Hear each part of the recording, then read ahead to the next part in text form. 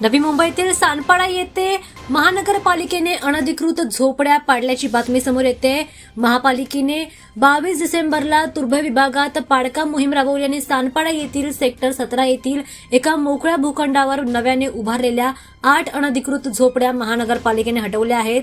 ही अतिरिक्त कारवाई करण्यात आली आहे। त्यासोबतच मार्गदर्शनाखाली नवीन मुंबई महानगरपालिकेच्या अतिक्रमण विभागाने ही मोहीम राबवली आहे। ही मोहीम महानगरपालिका हद्दीतील रिकाम्या जागेवर उभारलेल्या नवीन बेकायदेशीर झोपड्यांवर करण्यात आली आहे। महानगरपालिकेच्या म्हणण्यानुसार एका जेसीबी मशीन आणि सुमारे 20 कर्मचाऱ्यांचा वापर करून हे पाडकाम करण्यात आले आहे। कारवाई दरम्यान कायदा आणि सुव्यवस्था राखण्यासाठी अतिक्रमण हटावं यासाठी पथकातील पोलीस कर्मचारी आणि खासगी सुरक्षा रक्षक देखील तैनात करण्यात आले होते।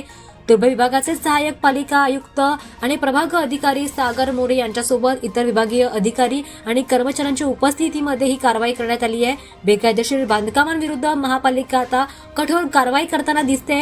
अनधिकृत बांधकामे खपवून घेतली जाणार नाहीत। सार्वजनिक जमिनींचं रक्षण करण्यासाठी आणि शहराचा नियोजित विकास सुनिश्चित करण्यासाठी येत्या काळामध्ये अशाच प्रकारच्या अतिक्रमणाविरोधी मोहीम तीव्र केल्या जातील असं देखील अधिकाऱ्यांनी सांगितलंय। त्यामुळे आता बेकायदेशीर बांधकाम विरुद्ध महापालिका कठोर कारवाई करताना दिसणार आहे।